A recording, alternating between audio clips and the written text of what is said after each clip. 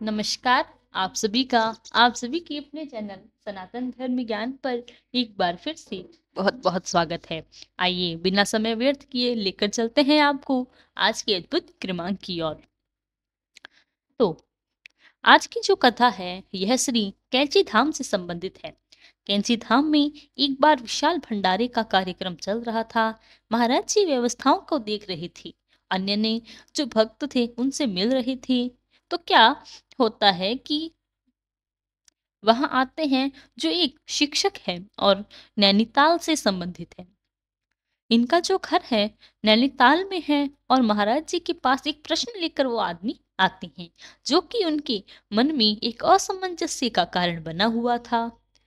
तो एक उस शिक्षक से महाराज जी कैसा प्रश्न करते हैं कि महाराज जी इसका एक बहुत ही अद्भुत उत्तर भी देते हैं तो आज भी उतना ही प्रमाणित है, हमारे जीवन के लिए बहुत ही अद्भुत है। महाराज जी के योग्यता है। तो सबसे पहले प्रश्न बताते हैं।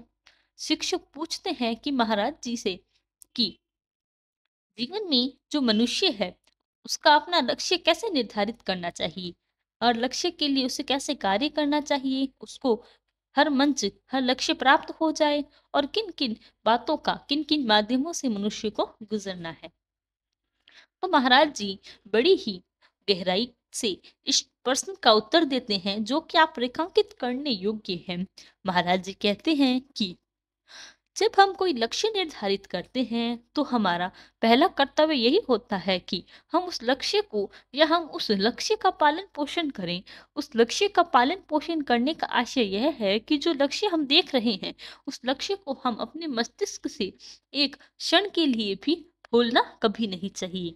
महाराज जी कहते हैं कि यदि हमारे मस्तिष्क में यदि हमारे हृदय में प्रतिदिन प्रतिस्थापित वो पल पल यदि रहेगा, हमारे लक्ष्य हमारे नजरों में बना रहेगा तो हमारे मस्तिष्क में रहता है, तो सदैव मन में उसकी होड़ लगी रहती है। अपने लक्ष्य को प्राप्त करने के लिए हम सदैव प्रयासरत रहते हैं, प्रयत्नशील रहते हैं।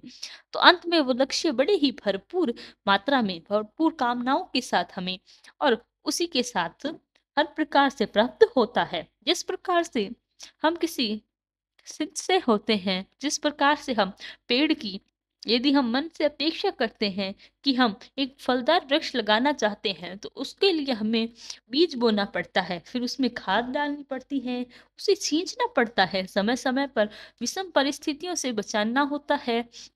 उसी प्रकार से हमारा लक्ष्य भी एक ऐसे ही समान होना चाहिए। जिसे हमें लक्ष्य निर्धारित करते हैं मन में उसको सोचना चाहिए, उससे सीखना है, उसी प्रकार से खाद डालनी है और विचार उसको बड़े होने से उसका पालन पोषण करने में सहायता होते हैं। तो हमें अपने लक्ष्य को इसी प्रकार से सीखना होता है। और विषम परिस्थितियों क्या होती है कि जब जब हमारे मस्तिष्क में उसमें ऐसे सोच विचार आते हैं कि उस लक्ष्य को हम प्राप्त नहीं कर सकते, जिसे हम उस बीज रूपी लक्ष्य को हमें बचाना होता है। यानी कि जब भी मन में ऐसे विचार हैं कि हमें लक्ष्य को प्राप्त नहीं कर सकते, उस लक्ष्य को हमें छोड़ देना चाहिए, ऐसे बुरे विचारों से ऐसी विषम परिस्थितियों से हमें बचना होता है। तो महाराज जी कहते हैं कि यदि एक पूरे दिन में हम क्षण भर भी अपने मस्तिष्क में यह विचार हमारा यदि आ रहा है कि लक्ष्य को कैसे प्राप्त करना है, तो आप समझिए यह बिल्कुल सही दिशा की ओर आप बढ़ रही हैं। आपको जो लक्ष्य है निर्धारित है वह बहुत सही है, उसके निर्णय सही किए जा रहे हैं। इस प्रकार से यदि आप अपने क्षण में अपने लक्ष्य को सोच रहे हैं तो निश्चित तौर पर आप अपने लक्ष्य को प्राप्त करेंगे। और जैसे जैसे आप विचार रखेंगे उतने ही मजबूत विचार, उसी प्रकार से उतने ही कम समय में आपको लक्ष्य प्राप्त हो जाएगा। तो इस प्रकार से महाराज जी बताते हैं कि अगर इस प्रकार से आप अपने जीवन में कभी भी कोई लक्ष्य रखते हैं अब, तो अपने भविष्य के लिए कुछ सपने देखते हैं, यदि आपका कोई लक्ष्य निर्धारित किया हुआ है तो महाराज जी से सीख से यह आपके जीवन में जीवन शैली में आपको शामिल कर सकते हैं। अपने लक्ष्य को कभी नहीं भूलना चाहिए, सदैव अपने लक्ष्य के बारे में सोचते रहिए। निश्चित तौर पर लक्ष्य आप प्राप्त करेंगे और साथ साथ में आपको प्रयत्नशील होना है, बहुत सा आवश्यक है। क्योंकि केवल लक्ष्य को सोचने से ही लक्ष्य प्राप्त नहीं होता, वह एक तो सटीक हो और साथ में सकारात्मक सोच के साथ हो, लेकिन लक्ष्य के प्रति परिवर्तनशील भी होना। लक्ष्य को प्राप्त करने के लिए जो चीज सहायक है, उससे सहायता लेना, चाहे वह करियर की दिशा हो, चाहे शिक्षा के विषय में, अच्छी जीवन शैली के बारे में आप सोचें। लक्ष्य के लिए प्रयत्नशील होना बहुत ही जरूरी है। जो चीज आपको प्राप्त करने योग्य है या जो लक्ष्य जिस प्रकार से आपको प्राप्त हो सकता है, उन सभी कार्यों से आपको बराबर ध्यान देने की आवश्यकता है। लेकिन सोच आपकी सकारात्मक होनी चाहिए।